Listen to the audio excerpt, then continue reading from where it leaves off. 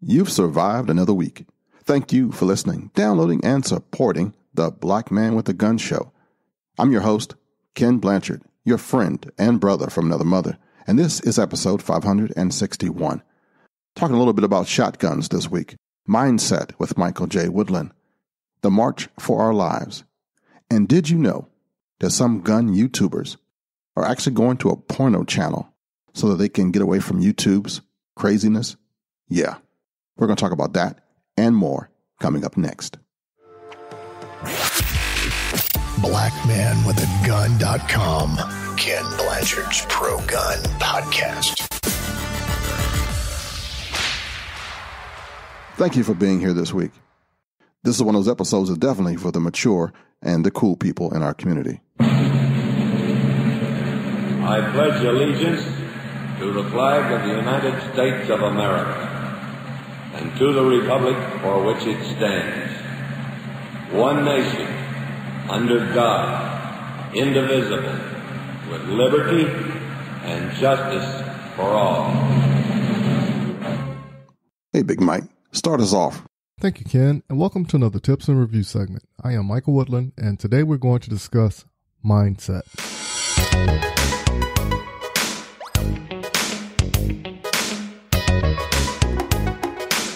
Serious thought process about purchasing a firearm and the moment the what if happened. We all purchase a firearm for multiple reasons, but this tool cannot be considered a toy. There are a lot of us who are enthusiasts and purchase a new firearm because it will fit our need for either everyday concealed carry, competition shooting, or just home defense. Either way, you have that firearm in your possession, you will have to be 1, responsible for everything that is being done with that firearm, and 2, get out there and train with it. We can sit back and analyze someone getting robbed or a house getting broke into, but can you consciously make the decision to pull the trigger on another human being? Pre-robbing or breaking in, we could say we're all about it, but will your decision change post-robbing or break-in? I can contest to the different variations of stress. It's not as easy as you may think, even after some training. Again, because you made the purchase, you have to get out there and train in the physical with the tool called the firearm and the mental with the tool called the brain to knock down any walls that will have you second guessing yourself. Let's just pray that you are never faced with that decision, but understand when you are making that purchase, is your thought process there for the what if factor? After you make that purchase, ensure for the safety of your family and yourself that you will go out there and seek variations of training with this new firearm. There is a misconception that people think they are invincible when they are in possession of a firearm and do not understand that if you do not train, your actions are a little different under stress. Remember, your body only goes back to the last action of survival when training is not in the equation. For those who are looking to contact me, visit blackmanwithagun.com and under the About tab, click on my name, Michael Woodland, and shoot me an email or phone call. Please leave a voicemail or a text message, and I promise I will get back to you. Until next week, keep shooting, keep practicing, and have fun. Back to you, Ken. Thanks, Mike. Good job. If you carry a gun for self-defense, be smarter and join the United States Concealed Carry Association so you can be covered in case you have to use the thing to protect your life from the judicial system. Upfront bail bond funding, attorney counseling, personal hardship coverage, membership deals and discounts, firearms theft, liability coverage, and more. Go to uscca.blackmanwithagun.com right now. uscca.blackmanwithagun.com. Last week, I talked about the AR-15 platform. This week, I want to talk about the shotgun for a hot second. One of the debates that never ends is whether or not the shotgun is still a valid self-defense tool for the home. What do you think about that? Compared to a machine that you can customize and available in every modern caliber under the sun, that's getting cheaper and cheaper every year, is it hard to justify getting something with a very harsh recoil that's kind of clunky in comparison? Is the shotgun a one-size-fits-all tool for self-defense? Probably not. but it is an effective and a versatile tool for a home defense weapon. The shotgun is still a very economical option when compared to carbines and handguns. A quality pump-action shotgun can often be had for half the cost of a reputable full-size handgun and a lot cheaper than an entry-level AR. That's what makes the defensive shotgun not only more attainable, but the money saved on buying one allows for investments in accessories, ammunition, and training, which is woefully underutilized. Did somebody say training? Absolutely.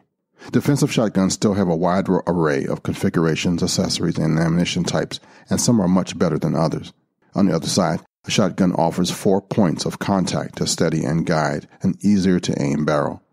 And then there's its terminal energy. In each typical shot shell of double-aught buck, there are 9 pellets that combine to deliver roughly 1,500 pounds of energy to the target, or 4 times the energy of a .45 ACP bullet fired from a model 1911. Factor in 5 to 9 shells capable of being fired in rapid succession, and what you have is one of the most formidable arms for home defense ever conceived. But it's old-timey. Shotguns have a long history in combat roles. They have proven effectiveness in that they have launched multiple projectiles. When that hunter swings his long-barreled shotgun at the leader in a wedge of geese or ducks, that person is using a multiple projectile concept to increase the probability of a hit. But when he triggers the same firearm at an armed intruder in their home, they are trying for terminal effectiveness, a centered hit on the intruder where all the pellets strike vital areas. And this is something that you get in training. Hint, hint. Almost everybody knows that shotguns are effective weapons at close range. In fact, they are so devastating in World War I that German officials protested their use in combat. Mind you, these were the very same Germans who saw nothing wrong with flamethrowers and chemical weapons, so that's definitely saying something. The standard double-aught buckshot shell sends 9 .33 caliber projectiles downrange at velocities well above those of most handguns. It may not send an intruder flying through a plate glass window, as Hollywood might let us believe, but some of the hotter buckshot loads, each pellet has nearly the same energy as a .32 ACP round, which is nothing to sneeze at in itself. The ability to create multiple wound channels with one shot also greatly increases the chance of hitting vital organs and stopping a threat immediately. It may not really launch people across the room, but there are certainly a reason why the shotgun gained the reputation for power that it currently has. Now, of course, all this firepower is not without its drawbacks, and one of the major ones is low ammunition capacity. And if you're worried about recoil, the shotgun doesn't have to be the shoulder breaker that is often stereotyped as. There are a wide variety of shot shell loadings that can reduce that recoil option if that's an issue for you. Recoil is really a concern, though. Excessive recoil is going to have a negative impact on your training, as well as during defensive situations, which means you have to get some that is in training so that you can learn how to do better. One of the things you'll learn in training of using a shotgun defensively is how to load it. There's a whole bunch of ways that you can add to that standard capacity with extended tubes, drum magazines, but the best way is to learn how to load on the move, load in high stress, able to load in low light or no light. And with practice, it helps your competency. It helps you not be afraid.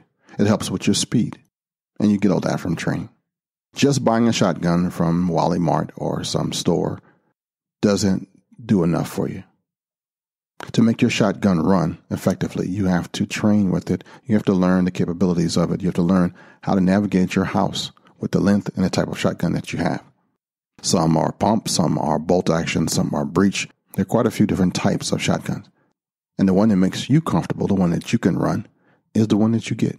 Do us both a favor and do a little research and get some training. Shotgun, not a bad thing, but it requires some effort. It requires some knowledge. Just don't think you can get it and throw it in a corner behind the door or under your bed. Training saves lives. And for the record, you can easily miss with a shotgun, and the pattern covers only very small walls at short yardage. In the movies, scatterguns may lift grown men completely off their feet or stop large cars in their tracks, but real shotguns don't do anything of that kind. Nevertheless, the shotgun remains an excellent choice of armament for use in the home, camp, or ranch defense. Just about anywhere concealment is not an issue. It's not the end-all, do-all, but it's pretty damn good. Crossbreed holsters are some of the finest holsters in America. They are imitated for a reason. They sell holsters, belts, modular systems. The U.S. company that my friend Mark Craig had started in 2005 has been a supporter for you and I for almost a decade.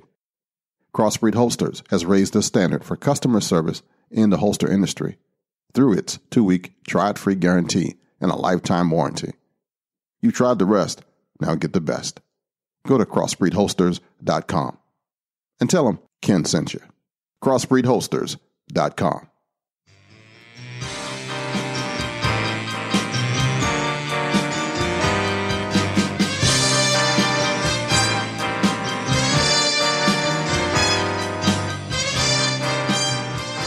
Thanks, Ken, for having me back on for another Law of Self-Defense Case of the Week. I'm attorney Andrew Branca with lawofselfdefense.com.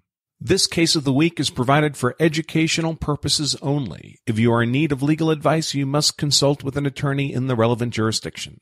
This week's Case of the Week is Commonwealth v. Storms in a March 13th, 2018 decision out of the Pennsylvania Superior Court, which is Pennsylvania's mid-level appellate court, so between their trial court and their Supreme Court. This case involves an apparent member of the sheepdog faction of the self-defense community who equipped himself with a fake CCW badge and a bucket full of poor judgment and put himself in a position where he killed a man and got himself sentenced to as long as 20 years in prison, all for no particularly good reason. This case involves the appellant Mark Storms, who while attending a Sunday church service with his wife and young son would end up shooting and killing the decedent, Robert Braxton. The decedent appears to have been somewhat mentally disturbed, and he showed up just after the church service had started and almost immediately got into a loud verbal dispute, including his using obscene language, over seating inside the crowded church. Church ushers tried to calm him down, but an associate pastor noticed this only seemed to be making the decedent more agitated, so he had the ushers back away and directed someone to call the police. Once the decedent was no longer being engaged by the ushers, he appeared to calm down. Enter the appellant, who decided that not enough was being done about the decedent and his misbehavior. The appellant, who had no authority within the church and was not a law enforcement officer, decided to personally intervene into what by all appearances had been a largely resolved conflict. The appellant approached the decedent and asked him to step outside, but the decedent declined. The appellant then flashed the decedent his badge. This was not, of course, an actual law enforcement badge because the appellant was not law enforcement. It was one of those fake CCW badges that anybody can order on the internet. Despite this effort to portray some position of authority to the decedent, the only possible reason for flashing a badge, the decedent immediately identified the badge as fake and told the appellant so in what witnesses would describe as colorful language. At this point, the appellant could have simply decided his bluff had been called and gone back to his own seat, but as one might expect from someone who was carrying around a fake badge in the first place, he decided to escalate the confrontation. He did so by showing the decedent his loaded 9mm semi-automatic pistol carried in a holster on his right hip, for which he had a concealed carry permit. The decedent responded to this display of deadly force by promptly punching the appellant in the face. Somehow, the decedent and the appellant ended up about 8 feet apart at this point. Once again, the appellant could simply have decided this interaction wasn't going as well as he'd hoped and taken advantage of the empty aisle immediately behind him to retreat from the confrontation. Or he could have asked the several hundred other parishioners present to restrain the decedent from striking him. Instead, the appellant decided to square himself into a ready-fire stance and shoot the unarmed decedent twice. One of the bullets pierced the decedent's heart, and he died soon thereafter, despite life-saving efforts by fellow parishioners and emergency medical responders. The appellant was charged with voluntary manslaughter with respect to the decedent and reckless endangerment with respect to the other parishioners, and he raised the legal defense of self-defense. That meant the prosecutors would have to disprove at least one of the elements of self-defense beyond a reasonable doubt. You'll recall those elements are innocence, imminence, proportionality, avoidance, and reasonableness, and that they are cumulative, meaning if any one required element is disproven beyond a reasonable doubt, the claim of self-defense collapses entirely. After a 3-day trial, the jury convicted the appellant of all the charges, and the trial judge sentenced him to 10 to 20 years in prison. Interestingly, that sentence is roughly 2 to 3 times the recommendation of the Pennsylvania sentencing guidelines. And I mention it because much of the trial judge's sentencing decisions appear to have been driven by his perception of this appellant as a sheepdog who was looking to live out a fantasy of intervening in other people's conflicts. Now, the discussion of why this is so is beyond the scope of this case of the week, but we do cover it in detail in our expert report on this case, which you could find at lawofselfdefense.com/Patreon. Now, the appellant appealed his conviction on the basis that there was insufficient evidence at trial by which a rational jury could have found that the state had disproven self-defense beyond a reasonable doubt.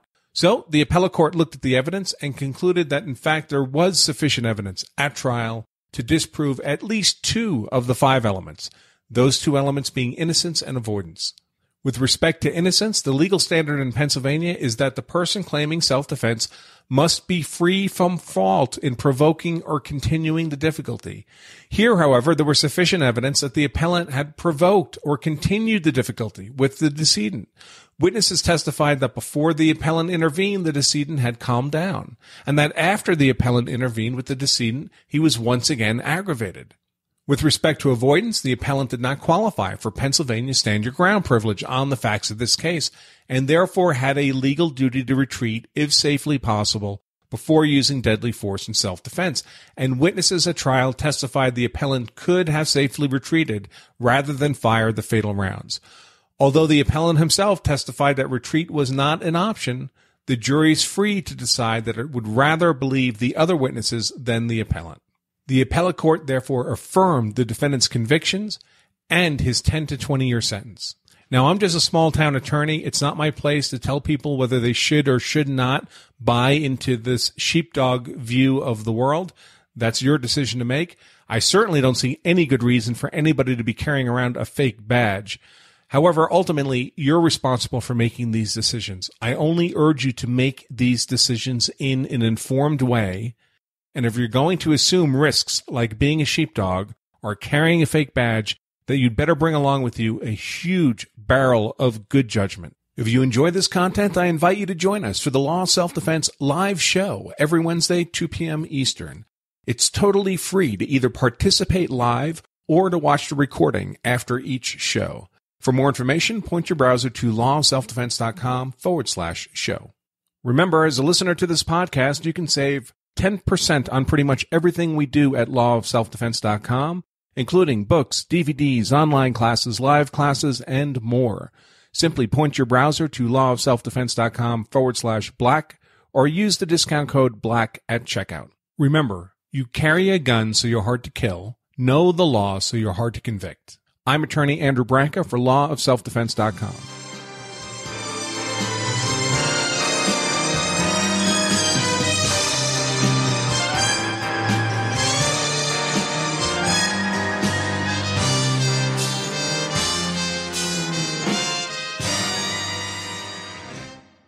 Direct from our newsroom in Washington, in color.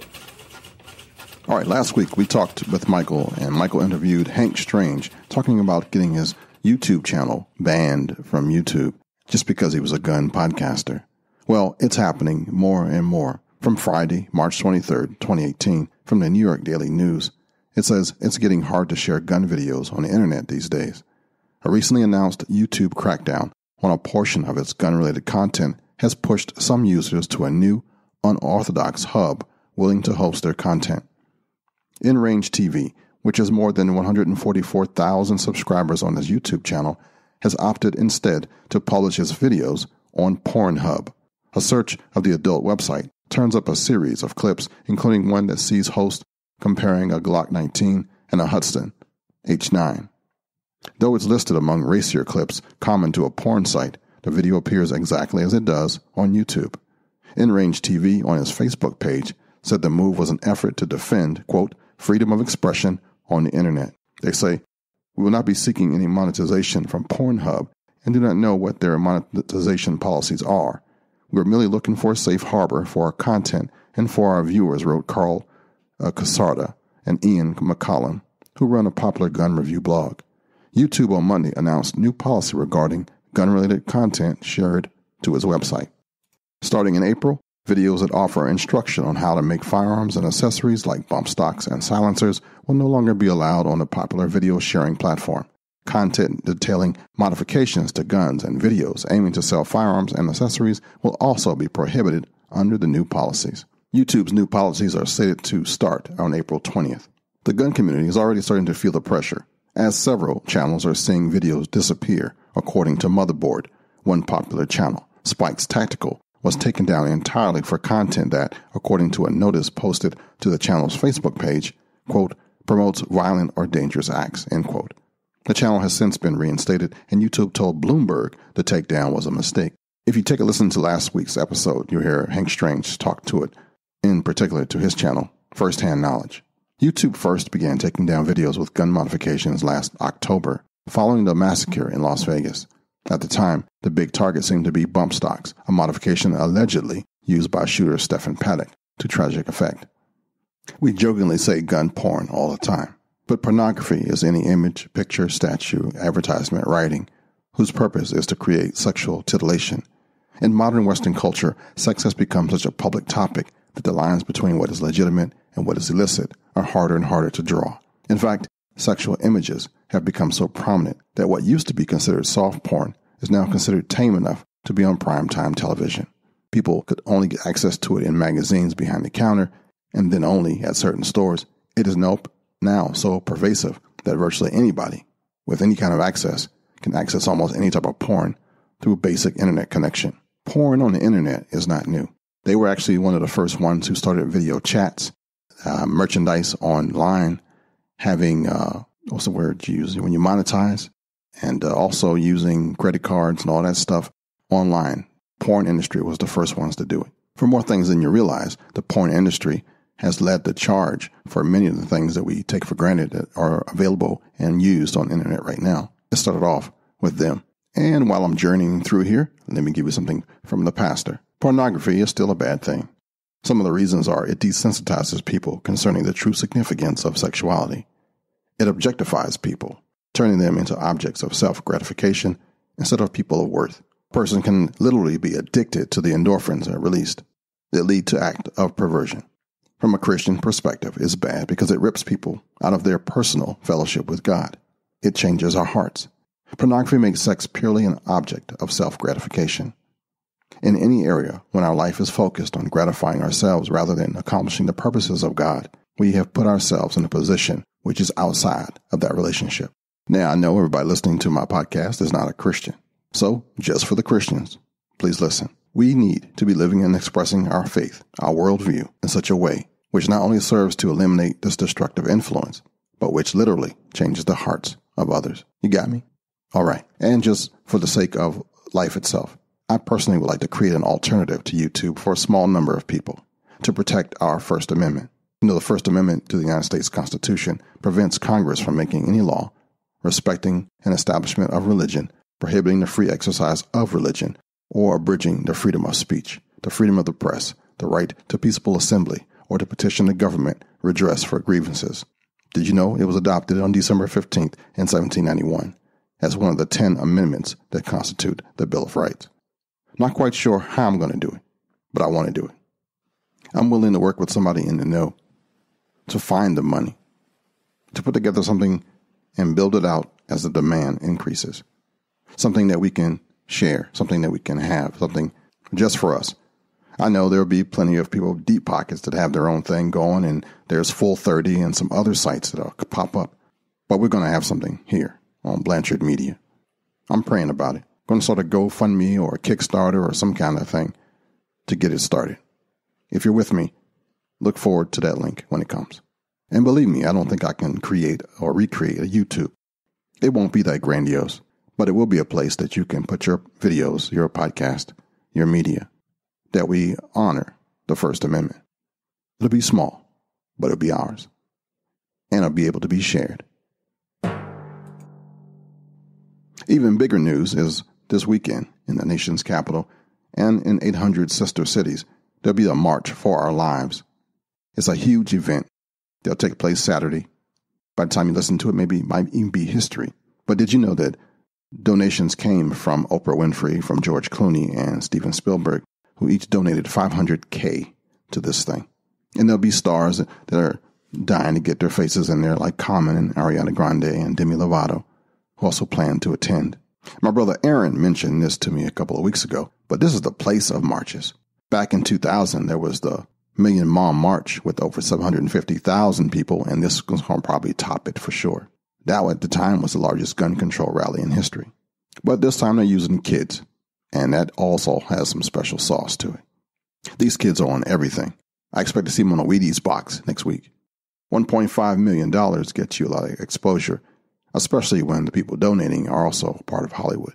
They are getting professional help in writing their speeches, and the mantra this time is tougher gun control laws. Tougher gun control. Stricter gun control laws. If you haven't been in the fight that long, that almost sounds okay. But this week, we had a school shooting here in Maryland, too. Can I tell you what didn't stop this school shooting? Maryland's assault weapons ban. Maryland's 10-round magazine limit. Maryland's universal background check requirement. Maryland's law requiring an exhaustive application process to obtain a permit to purchase a handgun. Maryland's law prohibiting purchase of more than one firearm per month. Maryland's law requiring handgun registration. Maryland's law requiring licensing of handgun owners. Maryland's extremely limited approval of concealed carry permits. Maryland's refusal to honor any concealed carry permit from other states. Federal law prohibiting handgun possession for people under 21. But wait, there's more. There's even the law against carrying without a permit, the gun-free zone laws, the laws against discharging a firearm in public, and the laws against attempted murder. None of these things stopped that kid from shooting his girlfriend and wounding a classmate. What did stop the school shooting from going any further? An armed person at the scene who engaged a shooter in less than a minute.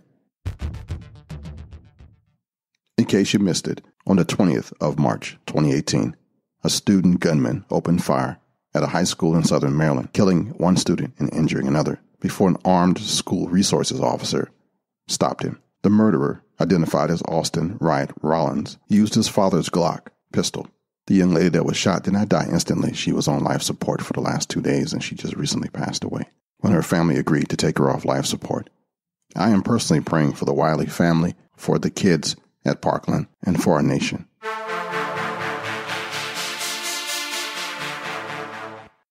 Gun control refers to laws and regulations that limit guns, ammunition, ownership, carrying, and usage of firearms. Gun rights refers to the opposite. Civil liberties concern basic rights and freedoms that are guaranteed, either explicitly identified in the Bill of Rights and the Constitution, or interpreted or inferred through the years of legislatures or the courts. Some of our civil liberties include the right to free speech, the right to privacy, the right to remain silent in a police interrogation, the right to be free from unreasonable searches of your home, the right to a fair court trial, the right to marry, the right to vote.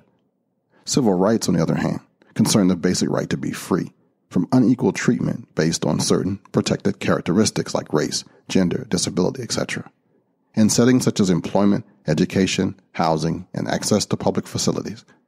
A civil rights violation occurs in designated situations where an individual is discriminated against on the basis of a protected characteristic.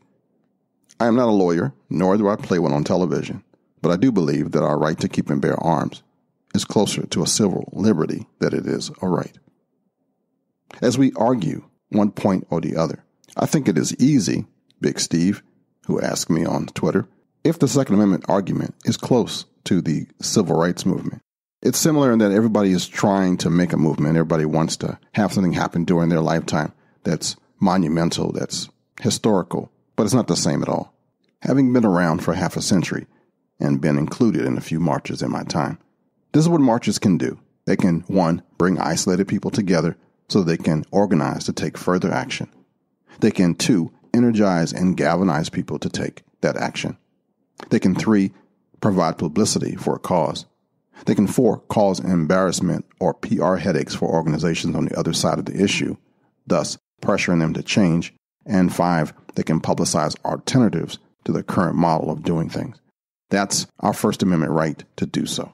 But marches have lost their meaning to me because of the people who are doing it and the why they are doing it and the way they are doing it. It's not organic. It's not from the heart. It's a narcissistic thing. It's an ego thing. It's a chance to get in the spotlight, to get some likes, to get some photos, to get whatever. But it's not to serve a purpose. I'm not 100% on that. Some of that has my own biases in there. But you probably understand what I'm saying. Especially when you try to think of doing a counter rally, which does nothing. Well, that's it.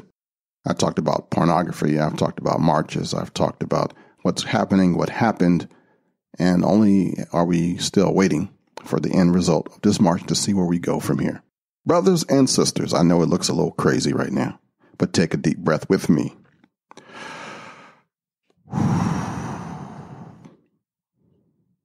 Take another one if you need it. Remember that efforts and courage are not enough without purpose and direction. This too shall pass. We will get over this. We will get through it. You know, our side doesn't have Oprah Winfrey's money. Our side doesn't have the Hollywood, whatever, the glitz, the glamour. We don't have it. But you win a fight by winning one more round, by not laying down. The way I see it, we have to protect the dream of our nation, the dream of our Constitution, the dream of our Bill of Rights. You know, you are we the people. And this won't be the last time you have to fight for freedom. Try not to let the size of this Goliath get you down. Just be ready to fight. Blanchard.media. You know, after podcasting since 2007 and beginning in blogging in 2000, I have learned 999 things that don't work. You can start off right from the beginning. Be the best you can be. If you need graphics for your blog, your podcast, album art, or a new logo, even a website redesign, I got a team and a resource for you. Blanchard.media. Yeah, it's my company. Discover what your brother from another mother can do for you. Blanchard.media. We also promote other podcasts and provide podcast editing services. Check it out at Blanchard.media. Graphic design and podcast services. Blanchard.media. All right, that's it for this week. I want to thank you for listening and supporting the show. If you are a member of our Patreon family, I'm going to try to find some stuff to give you because you're keeping me around, and I really appreciate that. If you got a comment, I would love to hear what you think, what we could do. If you want to contribute to our project to have our own server, our own network, let me know about that too. You can contact me from blackmanwithagun.com or on Facebook itself. For now, anyway. You know how that's going. Let's make our country hard to kill. Until next time, this is your friend and your brother from another mother, Kenn Blanchard. And just in case nobody has told you this today, I love you, and it's not a damn thing you can do about it. Shalom, baby. Until next time, friends. To keep in touch with Kenn and his cause, head over to blackmanwithagun.com.